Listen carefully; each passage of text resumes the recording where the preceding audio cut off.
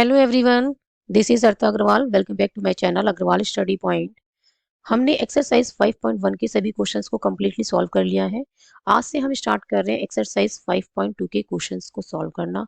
और इस वीडियो में हम सॉल्व करेंगे बेटा एक्सरसाइज 5.2 का क्वेश्चन नंबर 1। क्वेश्चन नंबर 1 क्या कहता है? Fill in the blanks in the following table.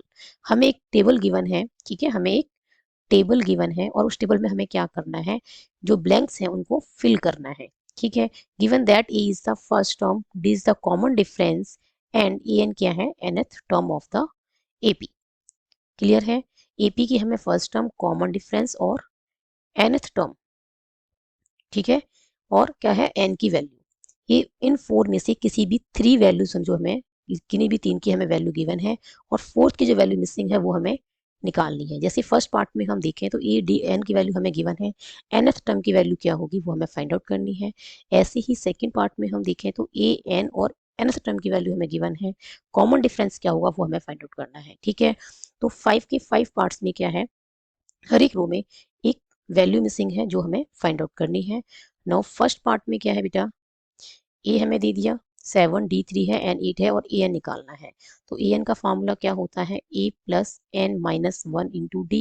ए की वैल्यू क्या गिवन है हमें यहाँ पे 7, ओके, प्लस एन की वैल्यू क्या गिवन है बेटा 8, तो ये 8 माइनस 1 और डी की वैल्यू हमें क्या गिवन है 3। क्लियर है? ये क्या बन जाएगा 7 प्लस 7 इंटू 3, ये आ जाएगा बेटा 7 प्लस 21 और ये आ गया 28।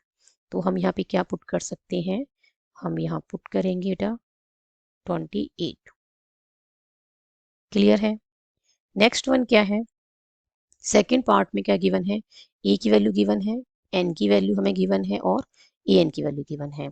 तो सेम फार्मूला हम यहाँ पे यूज कर रहे हैं सेकेंड पार्ट में भी। ए एन इक्वल्स टू क्या होता है, A plus N minus 1 into D. ठीक है, ए की वैल्यू क्या गिवन है -18 प्लस एन क्या गिवन है 10 माइनस 1, डी हमें फाइंड आउट करना है और एन टर्म की वैल्यू हमें क्या गिवन है 0। अब इस -18 को कहाँ पे ले आते हैं, लेफ्ट साइड में, तो ये हो जाएगा +18, तो 0 प्लस 18, ठीक है, 10 माइनस 1 इज 9 इंटू में डी। 0 प्लस 18 क्या होगा 18 इक्वल्स टू क्या है 9d है, और ये क्या हो जाएगा 9d इक्वल्स टू 18 लिख सकते हैं। ठीक है, d इक्वल्स टू क्या आ जाएगा बेटा 18/9 दैट इज 2। तो d की वैल्यू हमें क्या मिल गई है 2, तो हम यहाँ पे क्या पुट कर देंगे, यहाँ क्या फिल कर देंगे हम यहाँ पे 2। क्लियर है? डी की वैल्यू हमें क्या मिली है 2 मिली है। Now move on to the next part. Third part में बेटा हमें क्या गिवन है, हमें डी की वैल्यू गिवन है, ठीक है, एन की वैल्यू गिवन है 18, डी की वैल्यू -3 और nth टर्म की जो वैल्यू गिवन है वो है -5। और हमें ए की वैल्यू फाइंड आउट करनी है। यहाँ भी हम सेम फॉर्मूला यूज कर रहे हैं, A N equals to A plus N minus 1 into D. Clear है? तीन वैल्यूज हमें पता है, जो फोर्थ मिसिंग है वो हमें फाइंड आउट करनी है। ए एन क्या है यहाँ पे -5 इक्वल्स टू में ए की वैल्यू हमें निकालनी है, प्लस एन क्या है 18 -1 और डी कितना है -3। क्लियर है? तो ये हो गया बेटा -5 equals to A plus 18 minus 1 क्या होगा 17 इंटू में क्या है -3, तो -5 equals to A plus minus plus minus क्या हो जाएगा बेटा माइनस, तो यहाँ माइनस लिख देते हैं। 17 3 क्या है 51। अब 51 को -51 को कहाँ शिफ्ट करना है, लेफ्ट में, तो ये बन जाएगा प्लस का 51। ठीक है, और राइट साइड में क्या बचेगा ए, और ये क्या आ जाएगा बेटा 46 इक्वल्स टू ए, और यहाँ हम क्या लिख सकते हैं ए इक्वल्स टू 46। क्लियर है? तो हमें यहाँ पे क्या पुट करना है, क्या वैल्यू आएगी ए की 46। ठीक है, ए की वैल्यू क्या आई है 46 आई है। नाउ फोर्थ पार्ट में हमें क्या करना है बेटा, फोर्थ पार्ट में ए की वैल्यू गिवन है -18.9, डी गिवन है 2.5 और nth टर्म की वैल्यू 3.6 हमें गिवन है, एन हमें निकालना है। सेम फार्मूला यहाँ पे यूज हो रहा है, A N equals to A plus N minus 1 into D. nth term क्या दे रखी है बेटा 3.6।